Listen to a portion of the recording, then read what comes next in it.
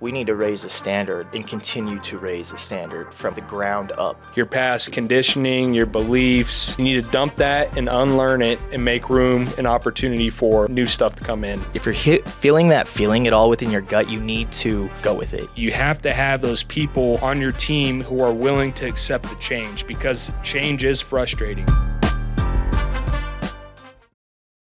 Alrighty. Welcome back to episode 30 of the Apps and Asphalt podcast.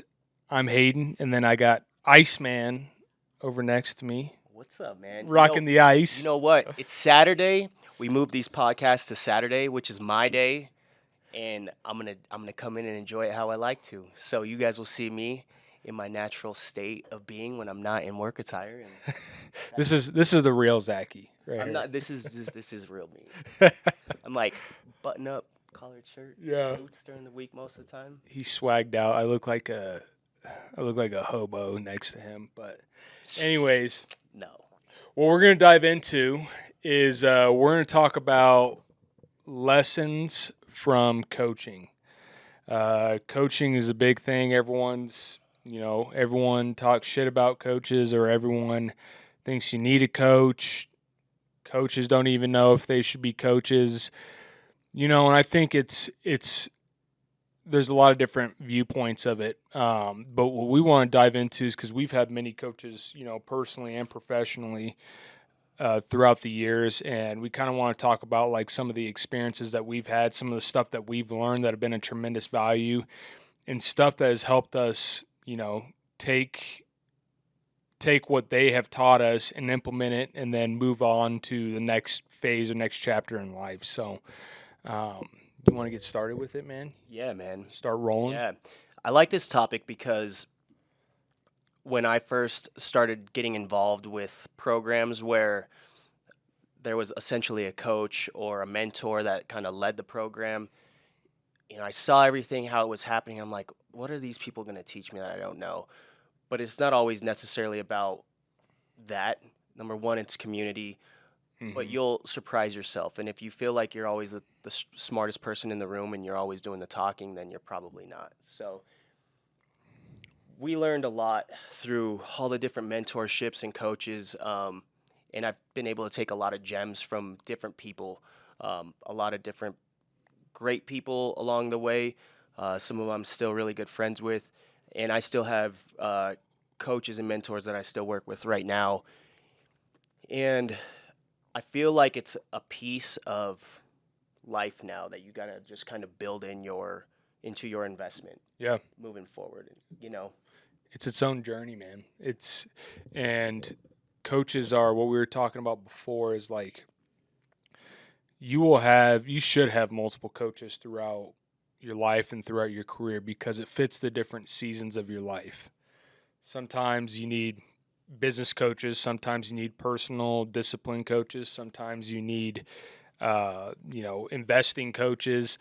It all just depends on where you're at in that time of life. And I would say the same thing, man, is as I've progressed through and gained the knowledge and information from everybody, I use a piece of, they're a part of me one way or another, and I find myself, constantly using stuff that they've taught me and giving it back and teaching it to others, because, all this stuff isn't just the wisdom that I just sit there on the toilet and think of all day. And, this is stuff that's been passed down for me that we like giving out, because, at the end of the day, knowledge is only as good as you use it, and spreading and sharing knowledge is a lot better. And, we give advice on the show and take it for what it is. Sometimes you guys may like it. Sometimes you guys may disagree with it and think we're full of shit. So it just really depends on it. But, your coaches are definitely play a part in different parts of your life.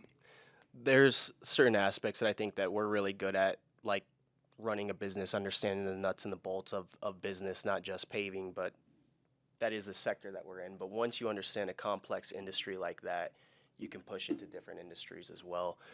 But I would say that's kind of where we focus on. But then there's, like you said, there's coaches that are like rah-rah coaches. Sometimes you need those. Sometimes there's real estate coaches. There's real estate coaching that I want to get into, that I want to personally invest into. Mm-hmm. And so, yeah, their coaches are not meant to keep the same one forever. It's meant to shift on to the next piece. And so, Well, it's like a personal trainer too, right? Yeah. If you hire a personal trainer, the personal trainer's goal ethically should be to get you the education, the training, and the resources to where you can actually take care of yourself. You don't have to be dependent upon them to take care of you. So I think that's where like you'll come and go with guys and mentors and stuff, because they give you everything they need, and then you hit a certain point where you're like, all right, now I just need to go and roll it out and implement it. And then once I get to another level where I need to keep pushing, then I'll step it on up. So, reflecting back, what are like some of the top three? We'll do like three things that really have stuck out to you throughout your coaching career. Kind of tell the stories behind them. yeah, for sure. I think number one is figuring out what drives me on a day-to-day basis and being able to tap into that. That was like the number one piece that I've learned from coaching, and that was more self-development, mental strength and conditioning type of coaching. Learning to be able to run at that pace and just be able to turn it on or turn it off, as needed. The standard over feelings. So if you guys are familiar with Ben Newman, he's incredible, but standard over feelings is pretty much, it doesn't matter how you feel. What matters is the standard and where you have to be, and applying that across the board is probably some of my favorite.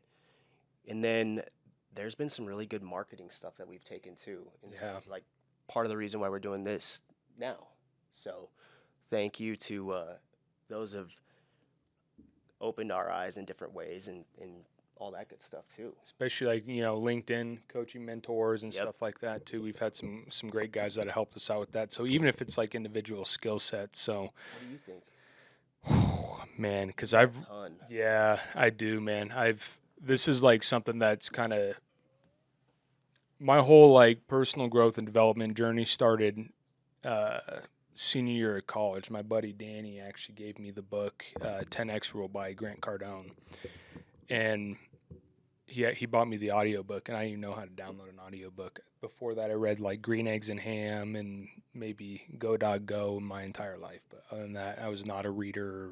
I didn't really care about it.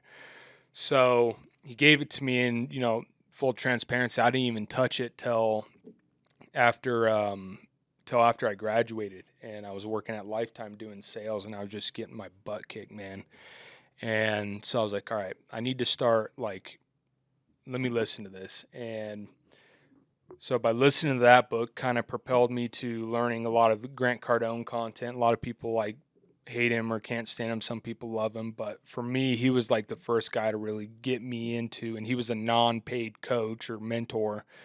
He was just somebody who was sharing knowledge and helping people out just over YouTube and audiobooks and stuff like that. And so that really propelled me into this whole journey. And then, we got into coaching group through the paving industry. And then you had your coach, your personal coach who I, vicariously, or no, what's the word? Indirectly was coached from, learned a lot from too. Yep. But I would say really some of the biggest lessons have been when I took a leap and joined my mastermind just by myself, because a lot of times you and I we've done Yeah. mostly everything we do is like together, no homo. When I stepped out and did my own personal mentorship was a huge investment for us. It was scary. I remember talking to Megs about it, but that was joining the Real Business Owners Mastermind, and that like forever changed my life. And I got, the biggest thing that I learned was, number one is from a guy named, I'll remember his name. I'm blanking already. But anyways, they brought in a speaker, and this guy owns 12 businesses. They all do, 7 out of the 12 do over $100 million in revenue. He's just an absolute monster. And what he was talking about was that everyone goes and starts a businesses, and they're all flaunting how many hours they work a week and how they're grinding and doing this. And he's like, that shit is dumb. He goes, you want to know what the real people are who actually have real success and true freedom in life is? They said they figured out how to fire themselves from every single position and use leverage, whether it's people, whether it's time, whether it's technology, to assets, yep, to get more time and money put back into their pocket so they can spend their life doing what they wanted to do. So that was like a big voila. And then that kind of transpires over now to our industry, because that's a big thing that people always are flexing how hard they're working. And it's like, we work our asses off too, just like everybody else. But at the end of the day, I'm not trying to do this for the rest of my life. No, we're in a season right now that's push. And there's been seasons where, we've been able to take a deep breath, and I think you need both. And you'll ride those waves. But what you said actually reminded me too, if we think back like to coaching, so coaching and mentorship has been around for a really, really long time, like probably way before I could even put a name to who I would believe is like one of the first, like but Tony Robbins or like that era. It's interesting that you mentioned that. My dad, for Christmas, it was like my 6th or 7th birthday, I want to say, he gave me an audio set. It was called Awaken the Giant Within. Yep. Tony Swear Robbins. to God, I'm like, Awaken the Giant Within. I actually listened to like, probably not all of the cassettes, but I kept them, and I would listen to them. My dad, for every, birthday, Christmas, it was a book, Wayne Dyer. There was, how to build friends and influence people. I mean, there's so many different things of like people that would like drop gems. And so like the coaching was really different back then. Like now we've got podcasts where people just throw stuff out there. Yeah. Stop. Yeah. Yeah. And that's, that whole sector. But I mean, it's cool because I remember when your dad was on the podcast, listening back to that one, he was talking about that was a big part of his life. Yeah. Was that personal growth and development. And that's, he really opened up your mindset on you can have it all, and which is what you're trying to pass on to, Brando over here. And without that kind of somebody else like sharing that with you, you stay within your mental capacity. And sometimes your mental capacity is so closed-minded and nearsighted that you really can't see any other way. And that's what I noticed the biggest thing about reading and getting coaching is like all the different perspectives of life that people have. And Megan will be the first to admit it. Like when we first got married, I was like the most closed-minded dude, like set in my ways, and and even just working slightly, and even just growing up, like thinking, making $100,000 was like the top of the top level. Like I could buy Ferraris and Lambos when I did that, and like that was only attainable. And the people who owned businesses were all, just rich assholes, and everyone was killing it. I mean, it just. You're so naive to what you don't know, and so that's why just getting in front of people who have been there, done that, can unlock you to see life in the world much differently. Yeah, man, you're watching your evolution over the last, 6 years, 5 years. Yeah, however long it's been. It's been crazy. It's been really, really crazy. The fact that you've been able to piece everything together as quickly as you have really shows a lot. And to be honest with you, when I'm functioning probably at my very best performance, it's during the work week. And I can run this back mostly like when I'm taking my kids to school. The weeks I have my kids, we're not listening to the radio on the way to school. We're filling our mind with something.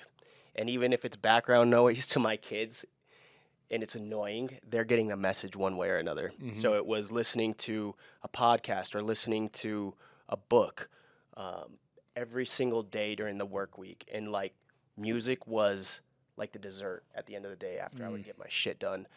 Not that I do that every single day. I'm not on that rhythm right now. summertime. Hey. But no, it reminds me too, because I'm like, you go, like I said, I go through these waves where it's like you're super on, and then you shift and you have to pivot. But like trying to fill yourself and your mind with great information on a daily basis subconsciously is doing a lot for you, more than you would even realize. Yeah. Like it's leveling you up, and it's like subconsciously just ingraining you and raising the bar. That goes to probably the second best thing I've learned is like the guys that are at the top tier levels. It's the little wins every single day. It's changing your mindset to, playing the long game with everything, with what you want in life, with your success in your business, personally, with your relationships, your growth, everything. You need to start thinking in longer periods of time. And when we first launched Spot on Site was the most perfect example of that. Before we even launched it, we're like, oh, dude, this is a no-brainer. Here we made our projections, which were wildly They were off. astronomical. And to those of you who haven't signed up yet, I'm going to go visit every single one of you over the next year. We got a bone to pick. Yeah, yeah. What the are you reason why we're thinking? still working. Honestly, we could have just been on kidding. the beach.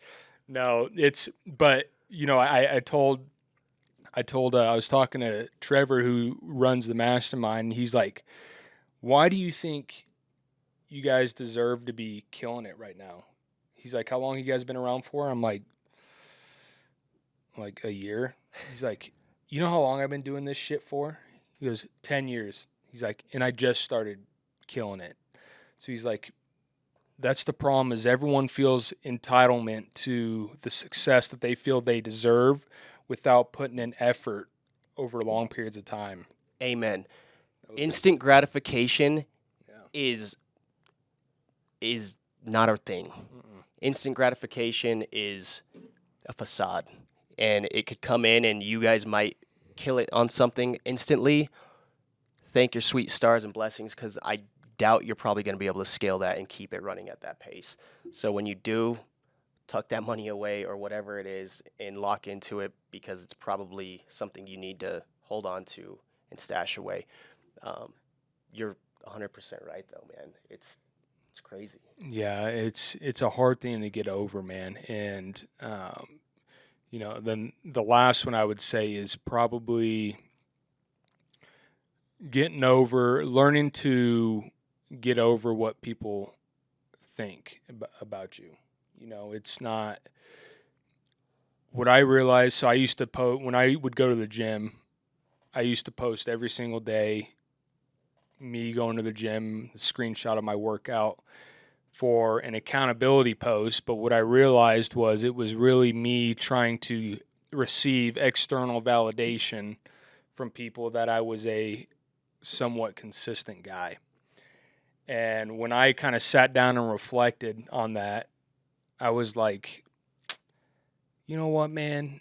Who cares? Like, it's the stuff that you hear growing up, that it's the stuff that you do that people don't see that makes a difference, and the results come out of that. And so that's when I was like, all right, I'm not ever going to post another workout again, because that's just who I am. It's not this phase or this challenge I'm going through. It's just who I am. I still go hit the gym in the mornings, not every single morning, but I got my own routine. But when I do that, I feel good, and it feels good for me personally. So I don't need to post it to get people's kudos to feel better. So it's not even, Or if you do choose to do it, you do it because you genuinely just want to post it. Yeah. Like you like your workout, or you like this, or there's something you want to share. Yep. Or shit, maybe you just got a nice fade and you want to share. You want Like, to share it? Yeah, you want to show it got off? Diego Yeah. fades. Yeah. That Diego cut, shout out. But that's something that I've really been able to grow with in myself, man, and that's helped me out tremendously with just kind of like my mental psyche, because I would go through these phases of inconsistency, and I'd be like on it for weeks, and then I would fall off, and then I would start feeling like shit about myself, like I didn't post because I didn't go to the gym, and now people probably think I'm a freaking loser and a slug. And then it was just the yo-yo effect of it the consistency. And so when I got rid of that mindset of having to get the external validation, I noticed I actually became more consistent because I wasn't doing it for other people. I was doing it for myself. So that was like the biggest kind of aha that I learned and through my most recent mastermind anyways. That's crazy. I learned something about him just now because he is the most consistent person that I've got in my life from on a lot of different aspects. Just from the outside looking in, it's incredible at the rate that he runs, and he's super modest. I say this all the time. I'm like, dude, it's okay to toot your horn. If not, I'm gonna have to do it for you.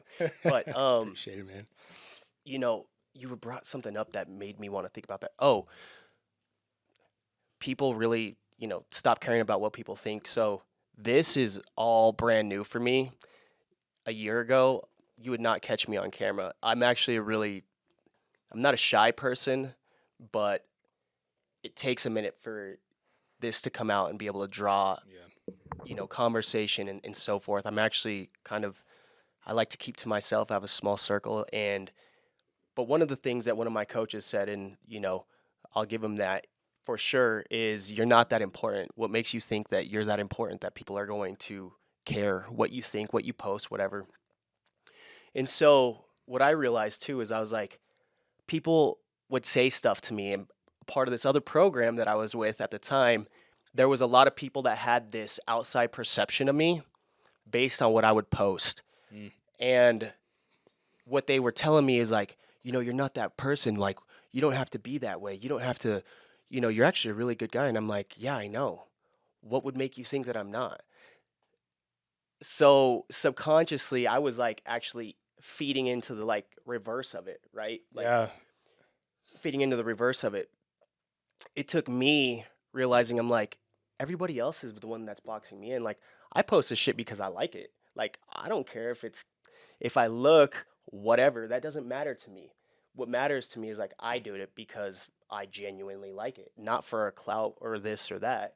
And being able to open up and just deliver things on a different scale, I think would be a gift for everybody in this world.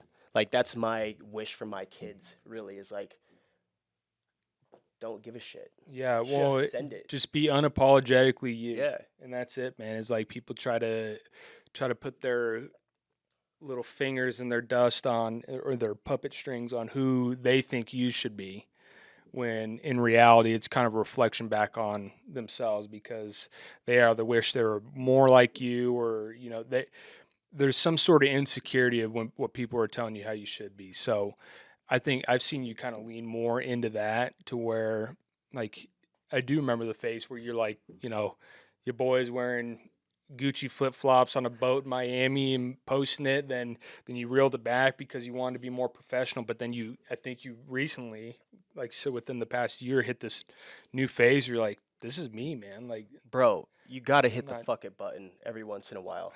And I mean that with all candidness. It's like, the worst that's going to happen is where you're at right now. You can only improve it. And so just be you. Yeah. And you're right. I was like very reserved on, oh, hey, I can't show this part of my life. I can't show this part of my life. But in all reality, it all goes together. It's like part of the synchronization of who I am, why we deliver on all these different levels the way that we do. That's part of your story, man. Part of the story. Yeah. So, And one thing I would say, if you guys, whatever coaching you guys do, first of all, I think everyone needs a coach. Even Warren Buffett, I guarantee you, has a coach or a mentor, people that we've never even heard of. But when you go to like these shows or these masterminds, these weekend seminars, whatever they are, the best thing you can do is, when you're done, is take a day or even hours just to yourself to reflect on what you just learned.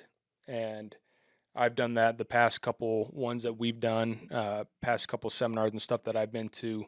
And I just go with quiet time myself, because the worst thing you can do is get rah-rahed and fired up for a weekend, and then you go back to work, back in the shit on Monday, and before you know it, the whole 48 hours that you spent is gone. it's lost, that information, that skill set. So You're really good at locking into those things, like those tidbits, like whether it's 2 to 3 key things that you take from it.